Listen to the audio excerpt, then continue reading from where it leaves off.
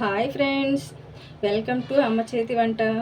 ఈరోజు మన రెసిపీ వచ్చేసి ములక్కాడ సాంబార్ అండి. నేను ముందుగా ఎలా తయారు చేసుకోవాలో చెప్తాను. ఫస్ట్ ఒక గ్లాస్ పప్పు తీసుకొని శుభ్రంగా కడిగేసి తీసుకున్నానండి. అందులోనే ఒక ఉల్లిపాయ ముక్కలు ఇలా తీసుకున్నాను, ఒక 5 పచ్చిమిర్చి, ఇలా 3 టమాటా ముక్కలు, అలాగే కొన్ని ములక్కాడ ముక్కలు వేసుకున్నాను.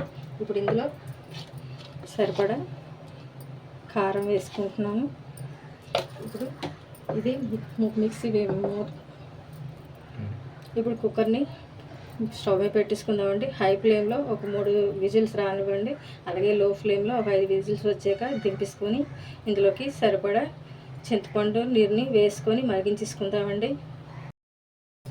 చూడండి ఫ్రెండ్స్, పప్పు మనకి ఇలా ఉడికిపోయిందండి. దీన్ని మెదపనవసరం లేదండి, మనకి ఇలా ఉంటేనే బాగుంటుంది.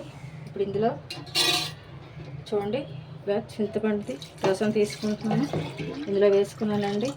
ఇది సరిపడా వేసుకుంటున్నాను. ఇప్పుడు ఇందులోనే ఒక 2 రెమ్మల కరివేపాకు, అలాగే కొద్దిగా సాంబార్ పొడి, అలాగే కొద్దిగా కొత్తిమీర,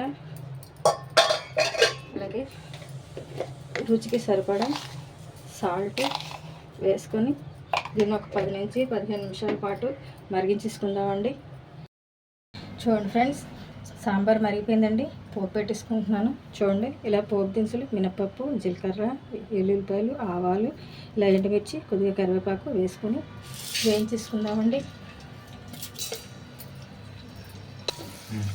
చూడండి ఫ్రెండ్స్, పోపు కాస్త వేగిపోయిందండి. ఇప్పుడు ఇందులోని కొద్దిగా ఇంగువ వేసుకుందామండి. ఇలా ఇంగువ వేసి పోపు పెట్టుకోవడం వల్ల సాంబారు మరింత రుచిగా ఉంటుందండి, చాలా బాగుంటుందండి. ఇష్టమైన వాళ్ళు వేసుకోవచ్చు, ఇష్టం లేకపోతే దాన్ని వేసుకోకుండా ఉండొచ్చండి. ఇప్పుడు చూడండి ఫ్రెండ్స్, సాంబారు పోపు అయిపోయిందండి. పోపు పెట్టేసుకున్నాను. అంతేనండి, ఎంతో టేస్టీగా ఉండే ములక్కాయ సాంబార్ రెడీ అయిపోయిందండి. వేడి వేడి అన్నంలో సాంబార్ వేసుకొని తినడమే మిగిలిందండి. Thank you for watching. Please subscribe my channel.